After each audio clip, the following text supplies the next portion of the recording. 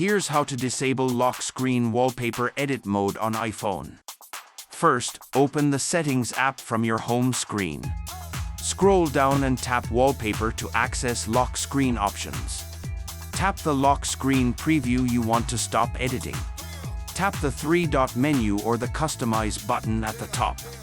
If you see Allow Editing, toggle it off to disable edit mode. Confirm by tapping Done or Save to apply the change. Lock your iPhone and long press the lock screen to test it. If no Allow Editing option appears, update iOS or check for alternate settings. A quick tip: remove extra lock screens to reduce accidental edits. Recap: Settings, Wallpaper, select Lock Screen, turn off Allow Editing, then save. That's it. Like or subscribe for more simple iPhone tips and comment if you need help.